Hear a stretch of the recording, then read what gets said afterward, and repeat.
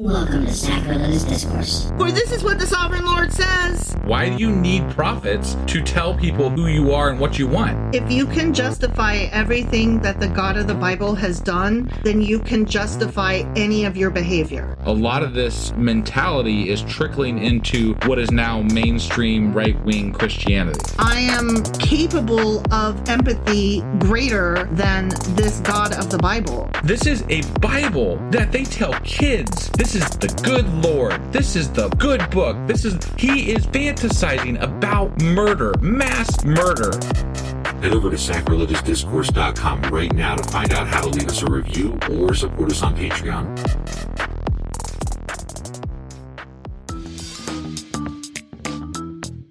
Hey there, sinners and saints. It's your favorite Bible-bashing duo from Sacrilegious Discourse, and we need your help. That's right, folks. We're raising funds for some heavenly equipment and a studio that doesn't sound like it's in the depths of hell. Our current setup, let's just say it's more apocalypse than audiophile. So if you want to hear us dissect the Bible without the background noise of demonic squirrels, chip in a few bucks. We're aiming for $5,000 to upgrade our audio and build a studio worthy of blasphemous banter. Donate today and help us spread the good word of atheism. You can find a link right on our homepage, sacrilegiousdiscourse.com. Every dollar counts. Even if it's from your collection plate. Husband! Wife! Do you know what today is? Well, today is Saturday, which means that we're doing our Q&A Saturday. That's right. And what are we Qing and Aing today? We are covering Ezekiel Chapters 36 through 40, and we will learn about sticks and Mormons and zombies and Gog. Wow. Wow. Gog Magog? Gog of Magog. Goggly Gog Gog? Goggles. Sorry, that name, I love that name. Gog. Gotta get a Gog. I don't know why, I just like it. So anyway, we got some good questions, we got some good answers, we got some stuff. All right, well, let's do this. Okie dokie.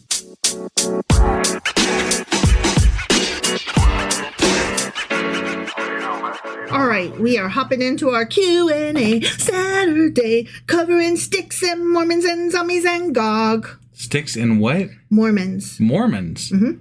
Well, how the fuck did we get on Mormons? Oh, I'll tell you. Did I miss that in the intro? Did I skip right over? Did I gloss over that? You did. Shit. Yep. I didn't know. Yep. Okay, so Mormons. Mormons, huh? I'm kind of intrigued now. Right? Yeah. So, do you remember in Ezekiel chapter 37 when God was like, yo, take two sticks? Yes, and rub them together. Yeah. Yep. Rub them sticks together into one. Yep. Mm-hmm. Yeah. So, okay, I'm just going to read the verses. Sure. And then tell you how that relates to Mormonism. Okay. Because it's big. Okay. In the Mormon world. Got it. Yeah. So, verse 16 and 17, Son of man, take a stick of wood and write on it, belonging to Judah and the Israelites associated with him. Then take another stick of wood and write on it, belonging to Joseph, that is, to Ephraim, and all the Israelites associated with him. Mm-hmm. Join them together into one stick so that they will become one in your hand. And we all understand that to mean that at some point in the future, the two nations will be united again. Right. So, okay, the Mormons, they think that parts of the Bible have the story right, but that Greeks and other translators fucked up large blocks of the Bible. Okay. And so that the Bible has a lot wrong. Okay? Sure.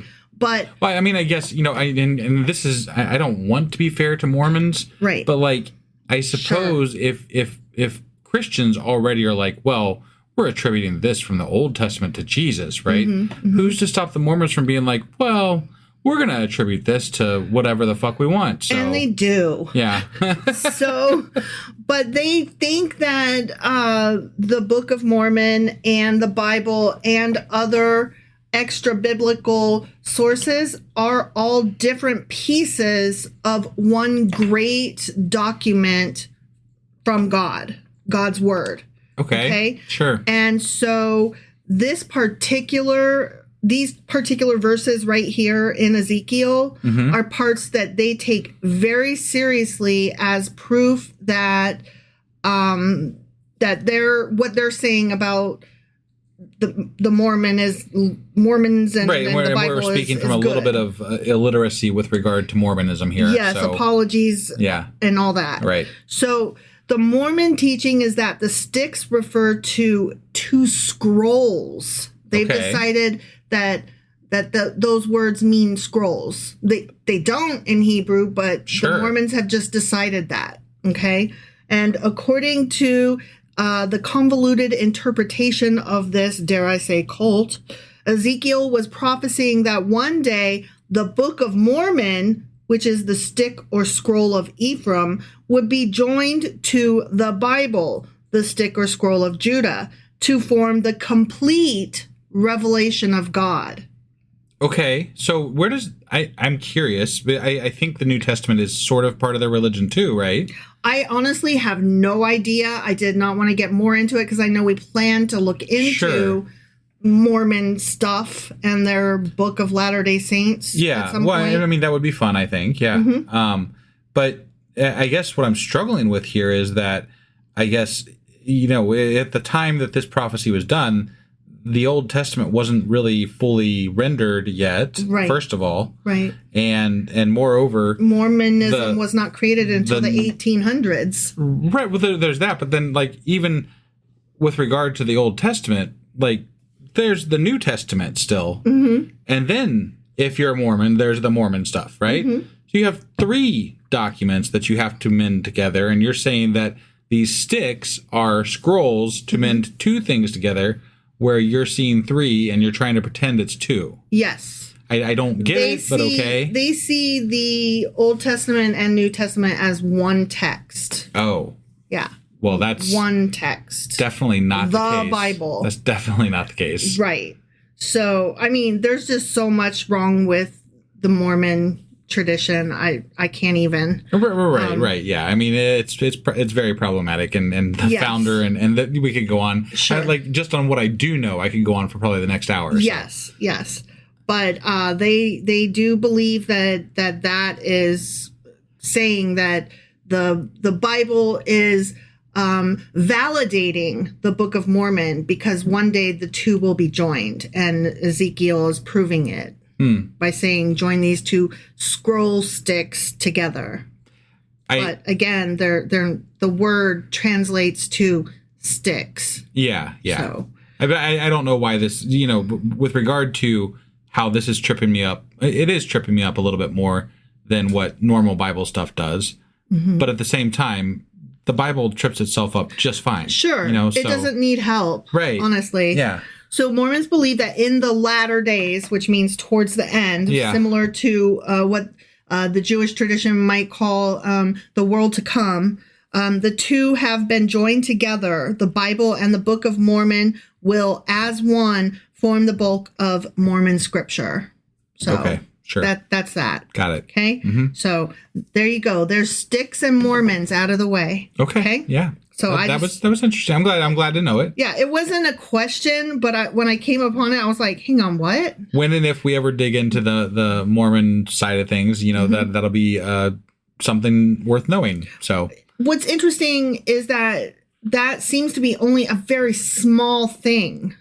Like it's not even one of their main facets of their belief system. Well, I'm sure that there are many places in the Bible where they're like, well, we have to figure out a way to tie this into here and make it look like we're relevant over here. So let's use this to make like it. They probably have a whole list of things to tie their religion into what Christianity is, so that it makes sense to someone insofar as these things make sense. They consider themselves Christians, although Christians do not consider Mormons to be Christians. Right. Because of obvious reasons. Yeah. Their belief systems are just so not the same. They're 2 different kinds of cults. Yeah. That's where I struggle, except for that, I think the reason that Mormonism has a worse connotation is that they kind of act like a cult. Like they basically took over a fucking state, and you are not allowed to leave them. Like if you leave them, your family banishes you. It's a whole horrible situation for a lot of people. It is. So. For those not in the U.S., we're referring to the state of Utah. Yes, sorry. And Brigham Young University, because Brigham Young was one of the early leaders of the movement. Right. And again, this religion was created in the 1800s. And by 1800s, I'm not saying BCE. I'm saying like the 1800s, like only a couple hundred years ago. Right. Like those 1800s. Yeah. So very interesting. And, they also were big on polygamy. And whereas I think that they've outlawed it or banned it or something, they still do polygamy non-sanctioned through legal means, but they still refer to themselves as like wives and sister wives, and man gets to marry lots of women's and they have lots of babies. Yeah. I just think that there's this whole other thing where like I think it was Joseph Smith that was the founder. He had these things called like seer stones, and like he literally, I think he had to put his face into them or into something, and so he couldn't write. So he had people. He was dictating these words to somebody, and they were writing it down. Yeah. And these seer stones were like made of gold or something. They were some sort of like, there's this whole thing. It's very weird. And it's just really crazy. It's really crazy. It's very weird. But like these the golden tablet things or whatever, they are nowhere to be found from what I understand. Of course. So much like the Ark of the Covenant. Right. Yeah. I mean, every cult has its flaw. Okay? Yeah. All right, but let's move on to verse 24. Okay. Of the same chapter. Yeah. My servant David will be king over them, and they will all have one shepherd. Okay. So we were like, hang on, what? David? Yeah. So there is controversy among Christians as to whether or not this is David or Jesus or some other dude named Line David. of David or whatever. Yeah. Yeah. They're like, there is no consensus. Right. I think that you can't have consensus because that's very unclear. Right. But I just assumed that like most Christians kind of believe XYZ. Like I just assumed that the church, whatever that means, put forth, this is what it is. And that the majority of them believe it, except for maybe a few who actually read the Bible and studied it a little bit and were like, hang on. Yeah. I just assumed that there was an answer, but it's just interesting. There's not. Most commentators believe that the many references in Ezekiel to David is really a reference to the Messiah, the son of David, fulfilled in Jesus Christ. So many of them, most of them even, do believe, I guess, that it's Jesus. Yeah. But and that would be my guess as to what most people believe. So. But there are still several who say we can simply observe that if God did not intend David, he wouldn't have said it. So there is nothing in these texts themselves that demand that it is the Messiah and not David himself.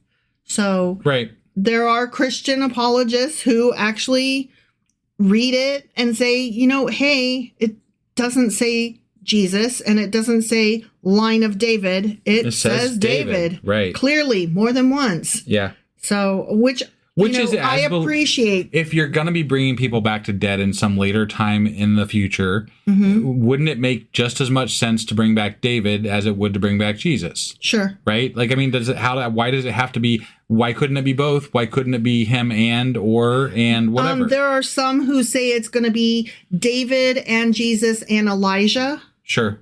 And I think there's another one that they've talked about, but I can't remember. Right. Because I don't care a lot. Because, I mean, come on. How many saviors can you have in one religion? Sure. Come on. Right.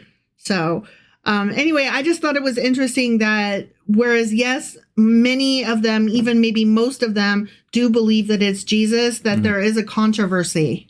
Like, it's not just all decided. Yeah. So that was cool to me. Well, and again, I think that, when you get right down to it, the reason that there are so many denominations and arguments when it comes to religion is not so much because of people like us, the atheists. It's because, and traditionally, it's because religious groups have argued over what these things mean in the Bible, and for centuries and millennia, and that's just how these differences have caused splits in churches for years, and that's how we end up with all these different groups. Right. So it makes sense to me that there is not people want to say that the general idea that Christians all agree on this general idea of what the story entails.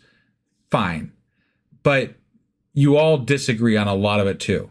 Right. You might have like the Jesus was born in Bethlehem to a virgin. Right. And Joseph was his carpentry earth daddy. Yeah. Like, okay, you guys all have that part down, but like all the other stuff, the history and the non-main story. Right. And y'all don't know what you're talking about. And I find that inability to solidify on a single message is what allows for, like, I think that this is what allows for a lot of people in the world, and especially in the U.S., to call themselves just kind of blanket Christians, right? We don't give a fuck what denomination you're talking about. We just believe in God and Christ and whatever. This generalized story, because they don't really give a fuck which one is correct. They're just like, yeah, Christ. Sure. You know?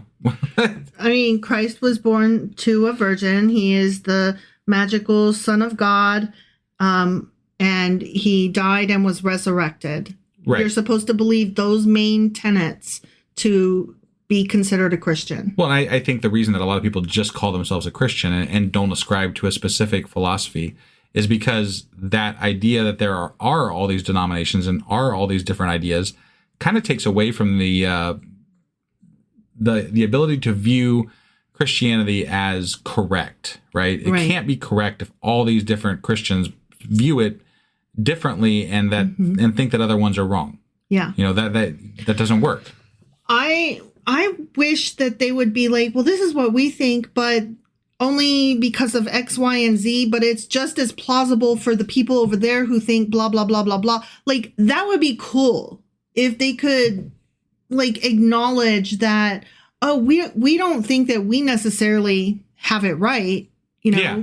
Like discussions, like, you know, like we should have, roundtables where you are discussing why and how, and that would be an interesting community to be a part of, right? If you're all like, you shouldn't really, I don't think you should split apart. You should fucking hash it out, you know? Like talk about it. Like the way the Jewish tradition is to question and to write these not extra biblical, but, you know, the outside, like the Mishnah and I forget what the other ones are, but the writings that support and ask questions and explain and give thoughts. Yeah. You know, I think that would be cool. Like, I admire that. Right. And just a little bit of fucking humbleness. Well, and mostly what I hear from people is that, you know, their pastors and their churches are not open to being questioned about things that if they don't know the answer, they don't want to talk about it. Right. You know, like that's pretty much how it works. And you're the devil for asking. Right. And the devil put himself in your mouth. And again, I think that takes away from the ability to believe in this religion, because anybody who is that defensive over being wrong is probably not very solid in their belief of being right. Right. Exactly. All right. So now we're going to skip to Ezekiel chapter 38. And we're going to talk more about Gog. Okay. Yep.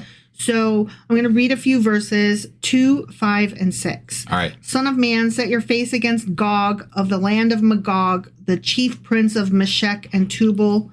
And then skip ahead to verse 5.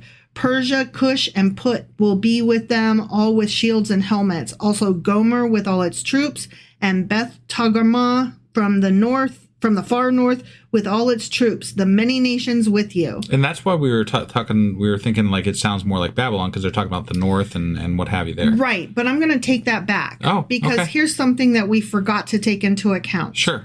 This is a future.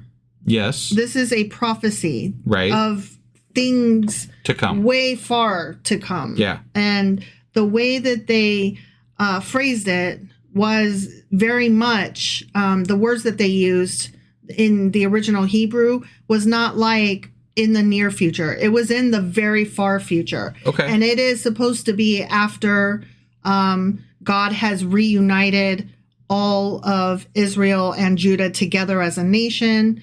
and they are one. So but some of those ideas of the reunification of Israel were depending on who you're reading and what book you're in, but like even Ezekiel and Jeremiah, some of those ideas of reunification were happening in the return from exile from Babylon. This is far after that, though. Okay. Because I'm just saying that, if we're talking about that. No, I hear what you're saying, but it's not the same because at this point, the northern tribe of Israel has been gone for hundreds of years at this point. Okay. So they're gone. They're scattered, smothered, covered, wherever, swallowed up. Sure. Okay. So when they talk about the Babylonian exile ending and the people of Judah coming back to the land of Israel or wherever, they're talking just about Judah and whoever else they can find. This is different. That is after the Babylonian exile ends in the near future. But some of the wording, though, with regard to the Babylonian exile ending does indicate that he's going to pull his people from all the different areas to bring them all back to Israel. So, I mean, it could be read to think of it as him bringing back all the tribes of Israel after the Babylonian exile because he's going to change their hearts and bring them back to Israel. So, I mean, I see what you're saying. It didn't actually happen, so we have to look at it from a far-off perspective, basically. Right. But I feel like there is some room to interpret it as it could have been the return from the Babylonian exile. It could, except for the word choices in the original Hebrew pointed to a far distant future. Got it. Not the near future of the end of our Babylonian exile. Okay. And I don't know Hebrew. I'm pulling this from what I read. This is what scholars are saying. Okay. All right. So let me read you some of my notes. Okay. Yep. Magog, the land, not Gog and Magog, which is a different thing. This is Gog of Magog. Okay. So Magog, the land, is identified by early historians as the land of the Scythians, which I think I mentioned when we were reading this chapter. A mountainous region around the Black and Caspian Seas. Okay. And this position is generally accepted by most historians and scholars at this point. Okay. Mm-hmm. The data, though sparse, could imply that the cities of Meshesh and Tubal refer to geographical areas or countries in eastern modern Turkey, southwest of Russia, and northwest of Iran. Got it. Okay. Yeah. Now, unlike the Egyptians, Assyrians, and Babylonians with whom Judah had frequent contact over the centuries, right? Right. The peoples in the distant north were shrouded in mystery. Okay. And by distant north, I don't mean like Babylonian north. I mean north of those guys' north. Got it. Yeah. So as the stories about them kind of trickled down, they became like the boogeyman, like the giants from afar kind of thing, right? Yeah. So the reports of these mysterious groups that filtered down spoke of wild peoples, brutal and barbaric.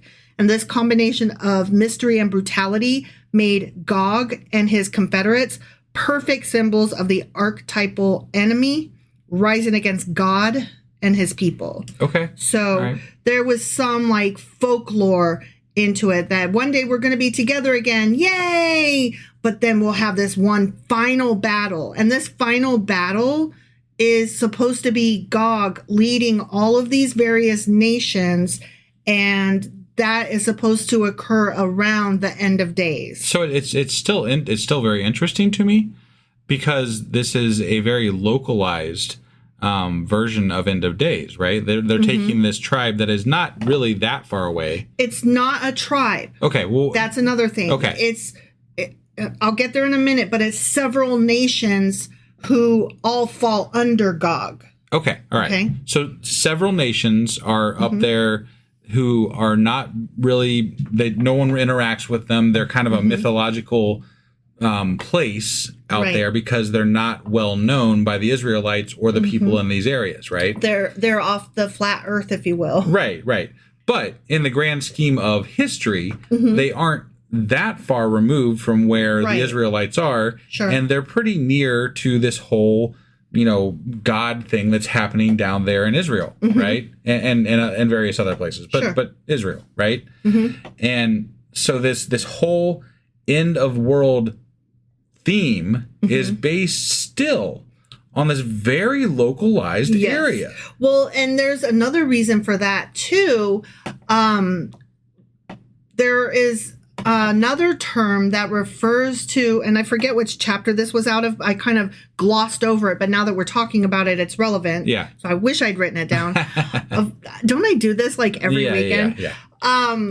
There's a word that in one of these chapters refers to Israel as the center of the earth. And we were like, what? You mean the center of like that little area? Right. But they refer to it as the navel of the world. Sure. And so they've turned it into, this is all we know of the planet right here. So this is the world to, oh, no. This is not just what all we know. It's important because we say so. Yeah. Because that's what we knew at first. And everything else is extraneous because kind of like how Earth is the most important planet in the whole universe. Right. Because Yeah, we live here. until we discovered more, we thought that the Earth was all, we were the center of everything, right? Exactly. And this is how these people viewed their area of the world at that time. And they still kind of look at it that way, though, as Israel is the navel, the center from which all things flowed. Sure, but we are attributing, the power. We're attributing things that this God who created all of the world, all of the universe, all of the stars, we're attributing things to end of days, and none of it goes outside of this small circle-ish area where we're talking about, and it just doesn't mean a whole lot to anybody if you actually take in the information that they're giving us, right? Right. They're giving us the information and letting us know that this whole thing is meaningless at this point because they couldn't see any further than this. And if God is really giving them the message, he's giving them the message and they're either not writing it down correctly, which it's still questionable, or they're not getting any message and they're just making up stories. And that's more likely the case because it just is like, this is all the stories are very localized and very not, they cannot account beyond what they know. Exactly. And if you were talking to a God, your God would be able to tell you to write down something that would be able to account. He could prove with one or two words that he knew about the Native Americans, or he could prove with one or two words that he was aware of people in Japan, or, like whatever. Or evolution. Yeah, any number of things. Could have just, it could have been a spoiler, right? Just like a fucking little side note for somebody 1,000 years later to be like, oh, dude knew what he was talking about, man. Look at that. Yeah. He could have said, at some point, y'all gonna need some vaccinations. Get them.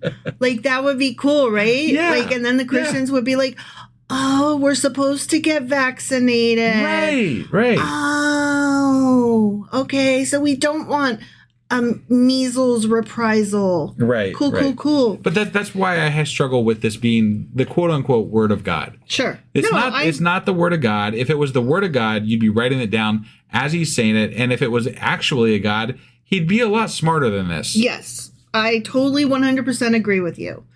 I'm just trying to explain. I know. I'm going off. When they're talking about Gog, it is an end of days kind of. And the end of days, yes, you're right, is centralized to Israel area. Sure. Okay. Yep. The verses may tell of a coming northern confederacy of nations. So confederacy of nations, meaning more than one. Sure. About the Black and Caspian seas with Persia and North Africa, who will invade the promised land after Israel's restoration to it.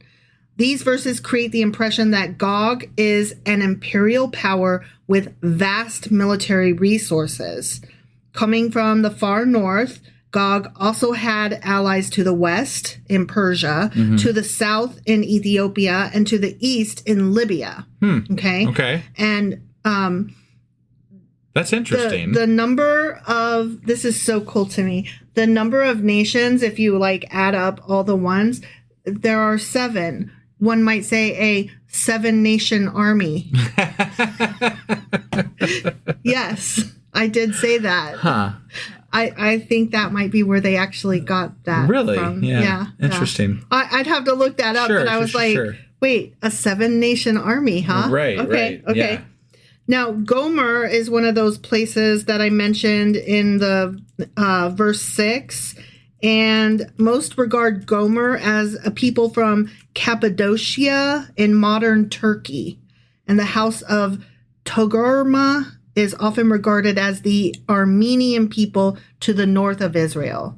Okay. So that's another thing is all of these nations are coming from every direction, not just north. Gog is coming from the north, but all of these other nations are coming from every direction surrounding Israel. Got it. Okay. They're just all being led by Gog, who is like, sure, we have the numbers, look at us. So and we can surround you. Yeah, we can totally loot you now. Got it. So okay, that's why I think maybe when we were like, oh yeah, they're probably talking about Babylon, that makes the most sense. I think we kind of had it wrong, even though none of it makes any fucking sense. Sure. I did a quick search just because I was curious when you mentioned it, but 7-Nation Army, it's from Jack White. When he was a child, he actually misheard the words "the Salvation Army" as the 7-Nation Army. Oh my gosh, that's hilarious! So, and it stuck with him, and he just used it as the song title. So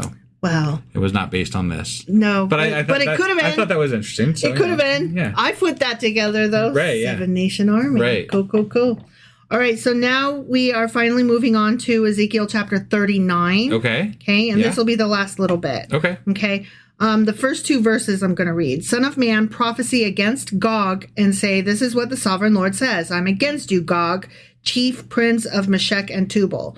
I will turn you around and drag you along. I will bring you from the far north and send you against the mountains of Israel. Sure. So, and I don't know if you remember this, but when we hit chapter 39, we were like, dude, you already said all this in chapter 38. Like, it was just like a rehash of everything. Right. So in Hebrew literature, it was common to give an account and then to repeat it to give emphasis and then add a few additional details. Like okay. Of exaggeration or whatever. Yeah. As such, the overthrow of Gog and his forces is here retold in different word choice and in fuller detail.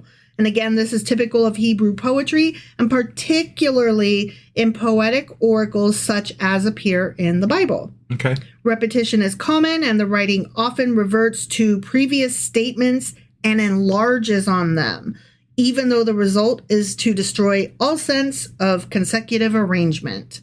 I mean, that pretty much describes the Bible. Yes. So, yes. Yeah. That's why I included that, because I was like, oh, so you did it on purpose? Y'all so dumb. So I thought that would be a good place to end. Yeah. No, that's good. I really enjoyed a lot of that information that we went over today. So that was a good Q&A, I feel. I don't really have anything else to add. Did you have anything else to add before we get out of here? Bum bum bum bum bum bum bum bum bum bum bum bum bum. And before we get a knock for whatever the things are where they copyright things, Really? You could even tell what that was? I'm sure somebody, who knows? Whatever. I don't know. Anyway, so that was our Q&A for this Saturday. Mm-hmm. And we will be back tomorrow on Sunday with Patreon. And then I will get our weekly wrap-up out, and we'll be back on Monday with Ezekiel chapter 41. All right. We'll see you then. Bye.